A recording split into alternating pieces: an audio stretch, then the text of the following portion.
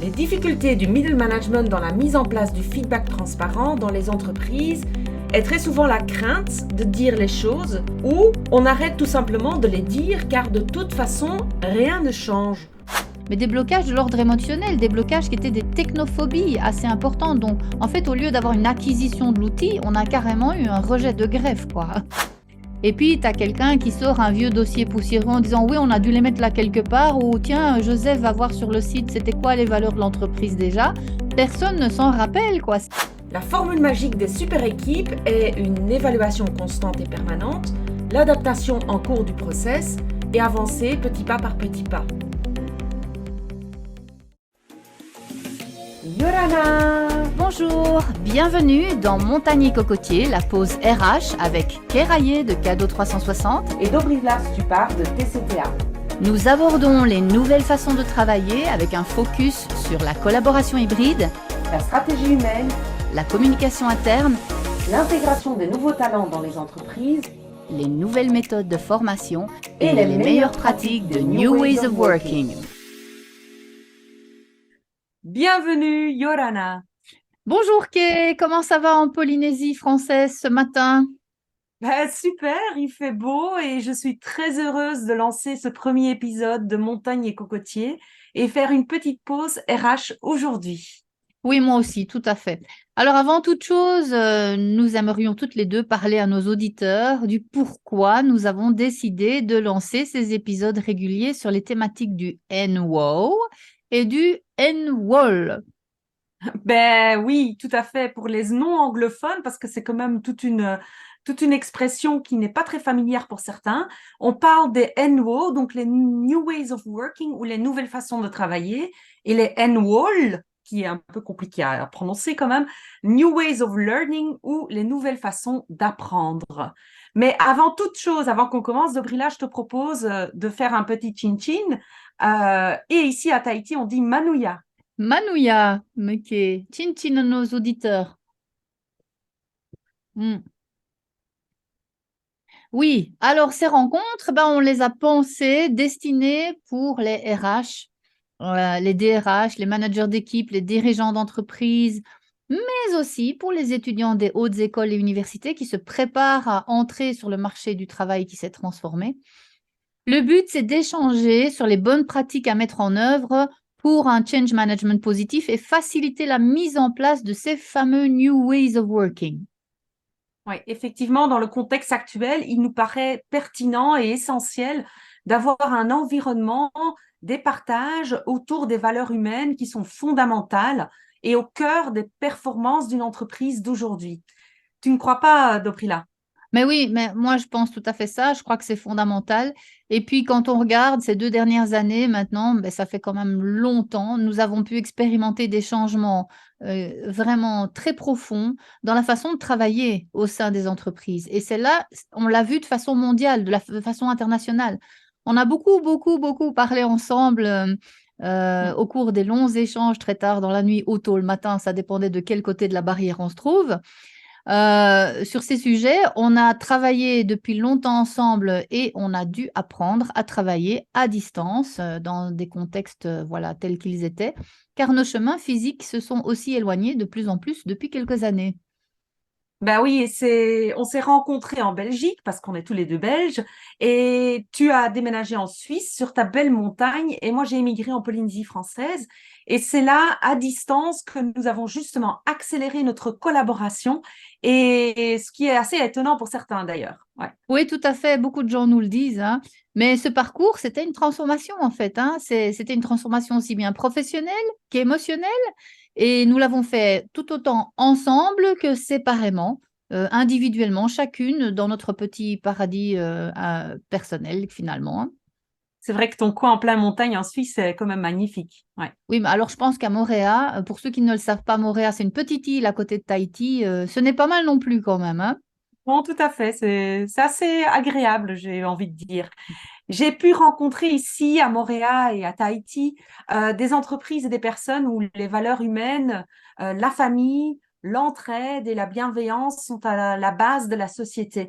Et les entreprises sont construites autour de cela. et Mm. surtout vivre dans l'instant présent, qui est quelque chose qu'on n'a pas trop l'habitude avec notre état d'esprit européen, j'ai envie de dire. On va plutôt vivre dans la projection du futur ou dans le passé. Et cet instant présent, ben, c'est tellement important ici en Polynésie, mais j'ai vraiment pu le découvrir, comment ça peut transformer notre vision des choses. Et par contre, en revanche, ben, la digitalisation, ici en Polynésie, il ne vaut pas de soi. Les îles sont pas très bien équipées et l'accessibilité au réseau n'est pas toujours évident pour tous, que ce Mm. soit de façon géographique, hein, pas tous les quartiers sont desservis correctement, mais aussi de façon sociétale, car pas tout le monde a les moyens pour pouvoir se fournir cet accès. Mhm. Et donc, du coup, quand on travaille avec l'Europe, on n'a pas tout à fait vu les mêmes choses dans cette transformation euh, digitale. Oui, tout à fait. Je te rejoins tout à fait. Et je peux vraiment bien comprendre comment ça a dû se passer sur le terrain dans les îles. Chez nous, en Europe, avec la crise, on a complètement basculé à l'inverse, si tu veux. Hein, tout s'est accéléré, tout le monde a été poussé à ses extrêmes. Les valeurs humaines sont un petit peu passées sur le côté, il faut dire ce qui est, avec toute cette digitalisation. Donc, on a vu la digitalisation et les new ways of working qui ont vécu un boost absolument exceptionnel. On peut même dire que ça a été une transformation radicale du monde de l'entreprise, en fait. Oui, on a effectivement constaté que les New Ways of Working ont accéléré la transformation des entreprises et du coup, on a pu identifier 5 grands piliers sur lesquels on veut mettre l'accent aujourd'hui. Oui, exactement. Alors, entrons immédiatement dans le vif du sujet avec un premier pilier que moi je trouve fondamental, je pense que toi aussi d'ailleurs, mais j'ai nommé la motivation des équipes. Oui, une des problématiques, c'est bien cette motivation. Hein, j'ai pu constater beaucoup de difficultés sur le terrain à maintenir la motivation parce que tout est en train de changer. Mm. La digitalisation a mis de la distance hein, dans la cohésion entre les collaborateurs. En tout cas, on ne sait plus comment communiquer avec nos collègues. Donc, il est, à mon sens, essentiel de créer des équipes performantes et du coup une synergie vers un objectif commun. Les équipes qui fonctionnent ont du coup une orientation précise et alignée et se positionnent de façon responsable sur un ensemble d'objectifs partagés mais bien définis. Mhm. Donc, leur mission doit être claire, on doit rester axé sur le client et être centré sur les résultats des utilisateurs. Oui, mais alors quand tu dis ça, évidemment, c'est une approche qu'on trouvait déjà avant la mise en place des New Ways of Working. Hein, si tu veux, on la connaît, cette approche. À mon sens, je crois que la différence, et je pense que tu me rejoindras là-dessus, aujourd'hui, la différence, c'est le fait qu'il est absolument nécessaire de se concentrer beaucoup plus sur les progrès et les résultats dans un environnement, une communication, un leadership qui a muté du tout au tout, quoi. Oui, tout à fait.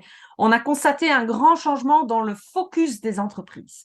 Au Hmm. lieu de se concentrer sur les processus et les procédures, les organisations et les leaders doivent maintenant se concentrer beaucoup plus sur le progrès et les résultats. Donc, la formule magique des super équipes est une évaluation constante et permanente, l'adaptation en cours du process et d'avancer petit pas par petit pas. Donc, l'idée, c'est vraiment d'avoir cet objectif commun, mais plutôt de les découper en petites étapes et donc d'avoir cette évaluation constante. Un peu comme dans la méthode Agile ou Scrum, par exemple. Oui. Alors évidemment, quand on parle d'évaluation constante, j'entends déjà les détracteurs, ça peut faire peur, hein, parce qu'on voit apparaître l'ombre sournoise du micromanagement, mais c'est pas du tout ça en fait. Il faut vraiment être précis là. Ouais, non, c'est tout à fait le contraire même. Mm. Parce que je pense qu'on peut préciser vraiment à tous ceux qui nous écoutent que le degré de contrôle qu'on voyait, encore même récemment, et on voyait beaucoup dans les grandes entreprises, dans les grandes structures très hiérarchisées, ce n'est plus du tout adapté aux besoins du terrain en hybride tel qu'on le connaît maintenant. Ce n'est plus, ça ne fonctionne plus. Non, ce modèle est complètement obsolète. On peut même dire que ce modèle, c'est un modèle des temps des dinosaures, hein. Mhm. J'exagère peut-être un tout petit peu, mais c'est cette idée de que chacun est dans son coin et on fait ce qu'on nous dit. Alors ça n'existe plus. Avec les nouvelles générations et les new ways of working, ça ne fonctionne pas. Mhm. Donc, comme je disais, je caricature peut-être un peu, mais on a quand même aperçu que depuis le travail hybride, on a tout à coup pas mal de difficultés à garder ce type de collaboration très pyramidale à l'ancienne. Oui. Et cette nouvelle façon de collaborer qu'on évoque maintenant ici, c'est pour moi, hein, ça consiste plutôt à créer des réseaux d'équipes, des écosystèmes qui doivent apprendre à fonctionner ensemble, qui opèrent au sein d'une organisation et qui se soutiennent, qui travaillent vers un objectif commun plutôt que de diviser et de subdiviser tout en petits morceaux. Cette collaboration, de cette façon-là, elle aide aussi à gérer le changement beaucoup plus facilement, beaucoup plus rapidement, et elle augmente la flexibilité face à l'évolution des demandes qui est constante en fait, hein, en impliquant toujours toutes les parties prenantes concernées dans le processus. Donc c'est vraiment une toute autre approche en réalité. Ouais. Et là, quand c'est mis en place correctement, on voit le degré de motivation qui progresse et surtout la confiance qui s'installe en profondeur. Et Mhm. pour moi, c'est un facteur de performance majeur. Oui, absolument. C'est pour ça aussi qu'il faut lutter contre certaines tendances hein, qui s'accrochent. C'est des tendances venues des anciennes façons de faire. On ne peut pas en vouloir à personne, hein, c'est normal, c'est pas facile de changer ses habitudes. Mais là, je parle de quelque chose que bon, tu vas tout à fait reconnaître. C'est le secret. Hein. C'est la culture du secret. Et je pense que tu en as aussi une très longue expérience de terrain. Euh, Dis-moi un petit peu ce que tu en penses. Oui, pour moi, c'est l'ennemi silencieux hein, qui peut mettre à mal tout le fonctionnement. Euh, à mon sens, il devrait avoir une transparence totale dans la communication Hmm, et le partage des informations pertinentes qui est essentiel. Alors, bien sûr, on ne peut pas tout dire à tout le monde, on en est conscient, il faut faire un filtre hein, parce qu'il y a des données confidentielles qui sont bien sûr. euh, font Mhm. partie de certains niveaux de accès d'informations dans les entreprises, mais il faut quand même être transparent dans les informations qui sont essentielles pour que les équipes puissent faire leur travail. Oui, sans la confiance et la responsabilisation, et c'est quelque chose que moi j'ai aussi vécu sur le terrain comme toi, mais ça ne fonctionne pas, ça ne peut pas marcher.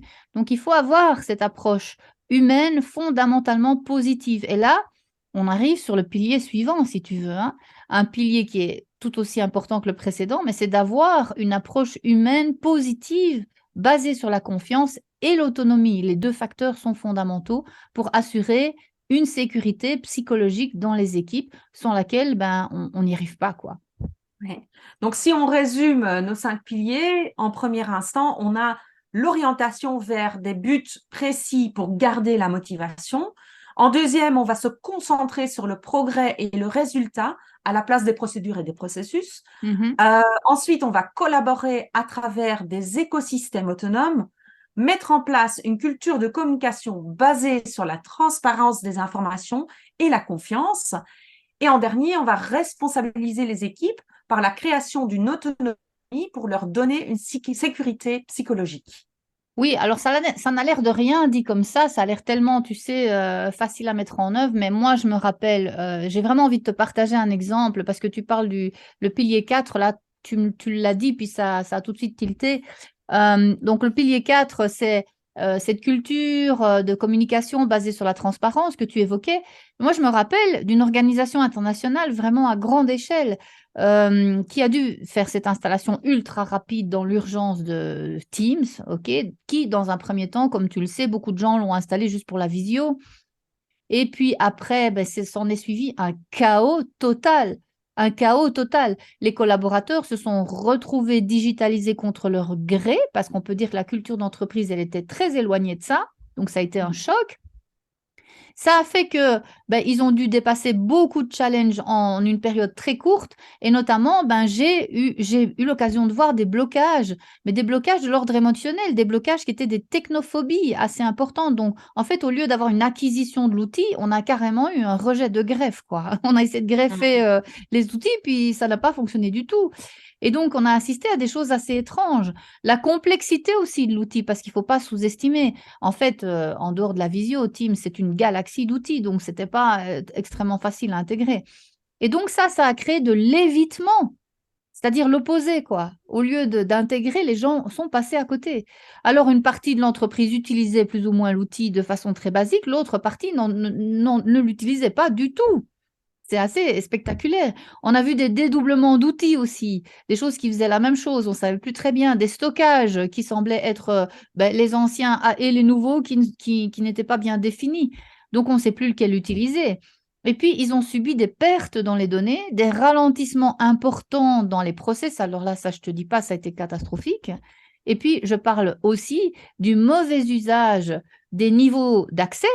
Parce que quand tu installes un outil comme ça, ben, bien sûr que si l'équipe IT n'a pas pu avoir le temps d'analyser en amont, ben, ça devient très compliqué aussi en aval de voir comment les utilisateurs vont se l'approprier. Et là, on avait des utilisateurs finaux qui se sont retrouvés à créer des Teams, des canaux tout azimut pour tout et n'importe quoi. Je te dirais un partage de documents et on avait 2 Teams et 4 canaux. Tu vois ce que je veux dire?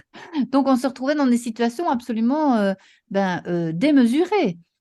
Et ben, le mot n'est pas faible, hein, c'est vraiment le chaos. Et là, tu as les formations qui arrivent 1 an après pour essayer d'aider l'utilisateur. Elles sont complètement décalées de la réalité. Il y a aucune prise de conscience de ce que l'utilisateur vit sur le terrain. C'est complètement décalé, donc perte de confiance totale. Tu vois ce que je veux dire? C'est vraiment l'antithèse de ce que tu as expliqué. Donc, pour moi, c'est une toute petite partie des difficultés ici, de la difficulté de la transparence de la communication. Et le travail consiste pour ces gens-là maintenant à remettre de l'ordre dans tout ça. Et je te jure, ce n'est pas simple. Donc, cette situation-là, là, j'évoque un des exemples, mais je l'ai rencontré vraiment beaucoup de fois. Et j'avoue que j'ai même souvent rencontré des gens désespérés, des collaborateurs stressés au maximum qui n'en pouvaient plus. Mais vraiment, qui n'en pouvaient plus. C'est exactement ce que j'ai vu aussi en Europe, cette déconnexion, cette démotivation par rapport à ces outils, parce que ça a été mis en place de façon tout azimut, quoi, sans réflexion. Par contre, ici, je peux constater un autre problème que je voudrais soumettre, c'est qu'on fait les choses à l'envers. Donc, je vous donne l'exemple, par exemple, de la formation. Euh, où on commence à former les collaborateurs dans les outils, comme notamment Teams, par exemple, sans avoir mis en place les process. Donc, c'est un manque flagrant de stratégie humaine qui n'a pas été réfléchie en amont. C'est Quand ça. les collaborateurs sont formés sur un nouveau outil, mais qu'ils ne voient pas l'intérêt ni la motivation pour l'appliquer, c'est complètement contre-productif. Donc, on va voir donc du coup la mise en place de Teams, mais on n'a pas encore transféré toute l'entreprise sur Office 365, par exemple. Donc, ils vont utiliser le Teams en ligne, qui n'est pas aussi complet, et ils n'ont pas l'application sous les mains ou c'est pas encore installé ou intégré dans l'entreprise. Ça, c'est un des exemples.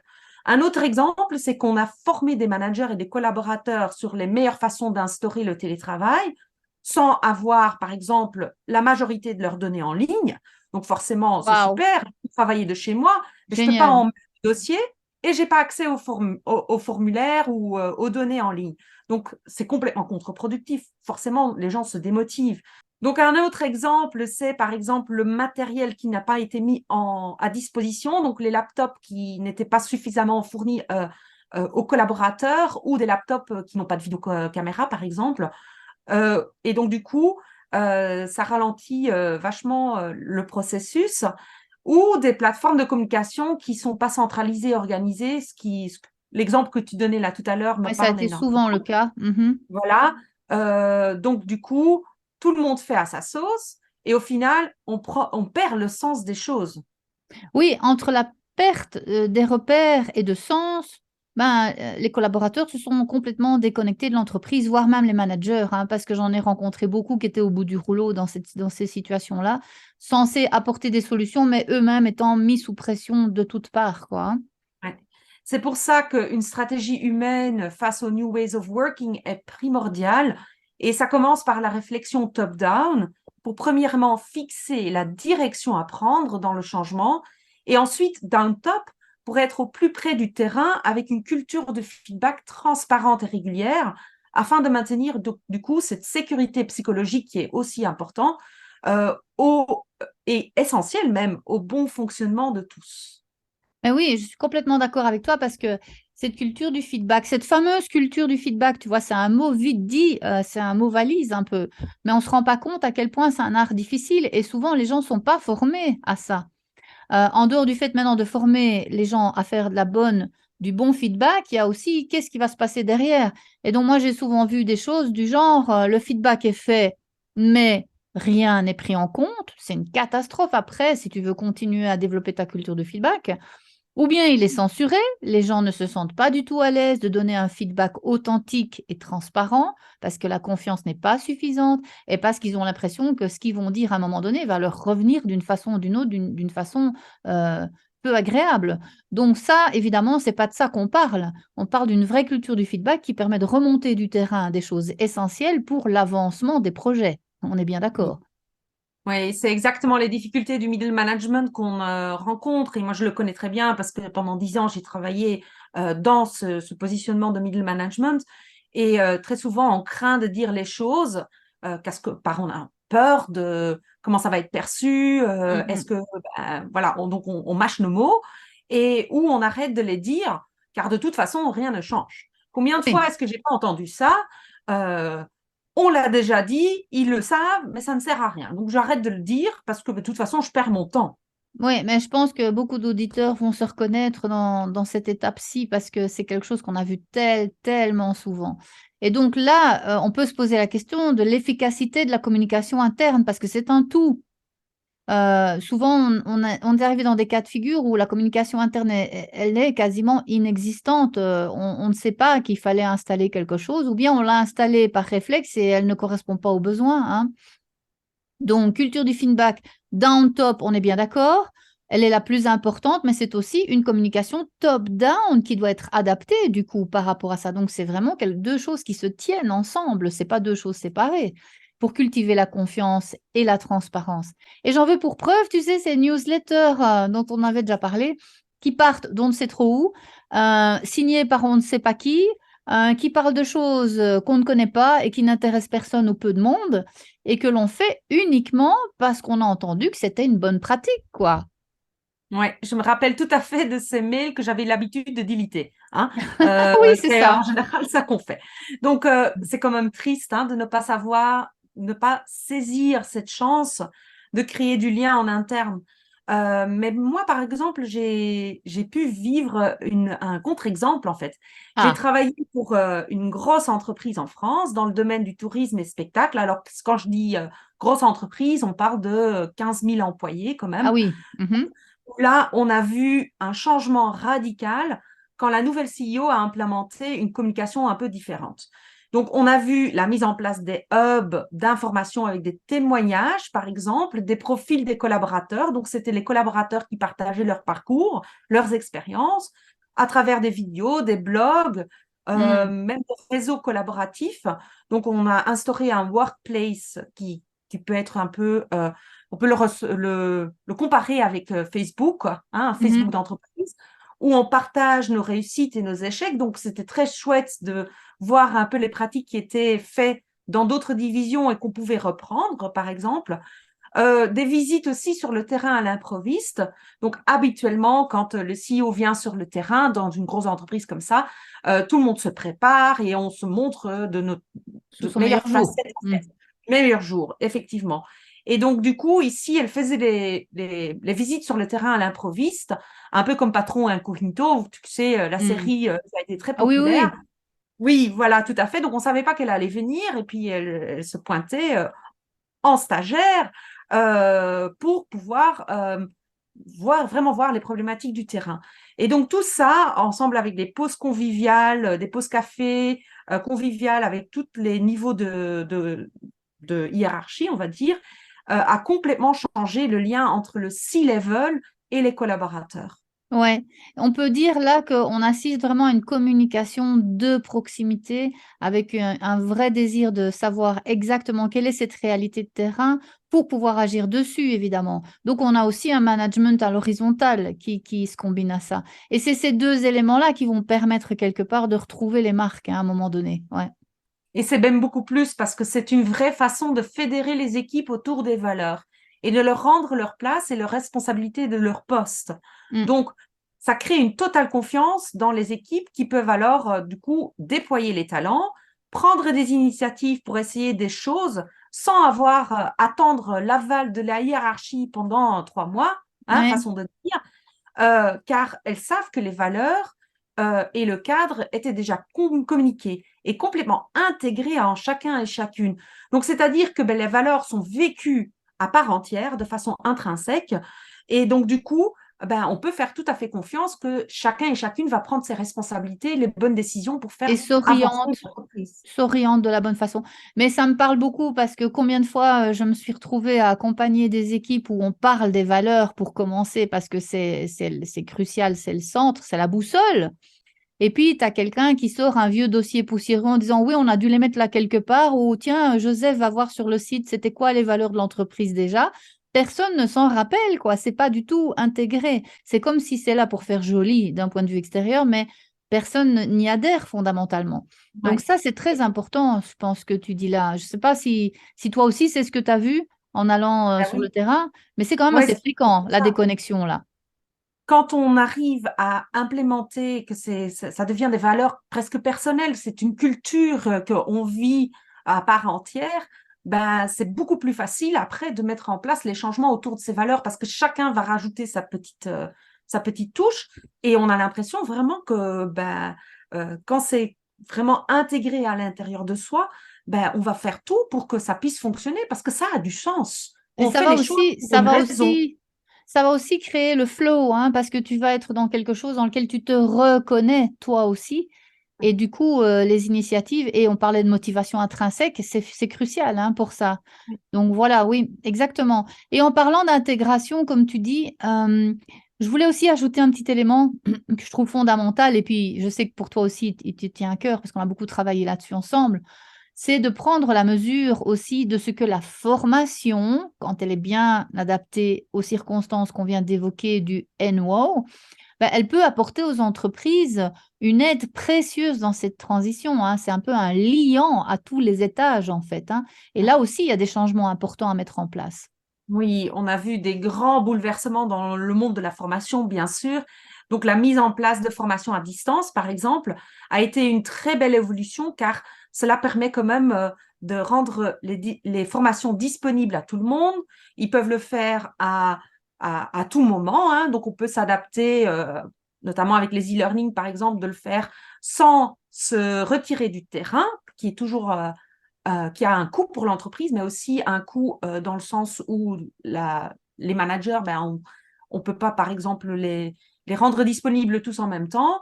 On peut aussi le faire sans se déplacer. Donc, c'est plein de avantages, mais on a aussi constaté des difficultés. Des difficultés surtout dans la méthode utilisée par les formateurs. Mm. Donc, du coup, on crée des formations qui sont pareil qu'en présentiel, sauf qu'à distance, ça ne fonctionne pas. Donc, c'est quelque chose sur lequel on s'est pas mal penché, n'est-ce pas, Dobrila, sur ces questions. Comment Oui. rendre ces formations à distance interactifs et intéressants et pour pas perdre l'attention de l'apprenant. Mhm. Donc, les éléments clés qui reviennent, c'est comment est-ce qu'on garde l'attention à distance, comment est-ce qu'on crée des e-learning interactifs pour que ça ne soit pas que des clics, clics, clics et que les gens ont vraiment envie de s'intégrer de ce contenu et Oui. comment aussi créer la communauté d'apprentissage qui est motivante parce qu'on apprend autant des autres collègues quand on est en formation du formateur. Et surtout, apprendre les compétences qu'on peut mettre en place assez rapidement et qui sont proches du terrain. Alors, résumons-nous un petit peu, parce qu'on a été vraiment là dans nos passions respectives du NWO et du NWOL.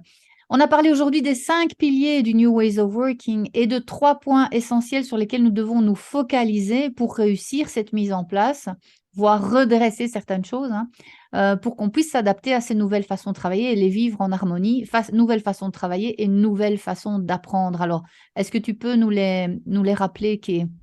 Oui, donc les 3 points dont on parle, c'est de mettre en place une vraie stratégie humaine dans le management de changement, une communication interne de proximité qui fédère et qui motive les collaborateurs, hein, donc top-down, down-top, Oui. des parcours de formation au plus proche du collaborateur qui sont fun, interactifs, pour du coup maximiser l'acquisition des compétences et le retour sur investissement. Oui. Eh ben, des sujets passionnants, hein, on peut le dire, on en parlerait pendant des heures. Alors, ces sujets-là, on va y revenir. Communication interne, formation, new ways of working, new ways of learning. Nous y reviendrons, bien sûr, dans les prochaines rencontres que nous aurons autour de Montagnes et Cocotiers. J'espère que nos auditeurs seront avec nous pour les prochaines étapes. Alors, merci infiniment, Kay, pour ce moment riche d'échanges sur nos expériences de terrain. Et on se retrouve très bientôt avec grand plaisir. Super, oui, ce sera avec joie qu'on se retrouve ensemble sur Montagne et Cocotier. Maintenant, c'est à vous de jouer. J'ai plus qu'une chose à vous dire. Action! À bientôt. Ciao, ciao. Nana!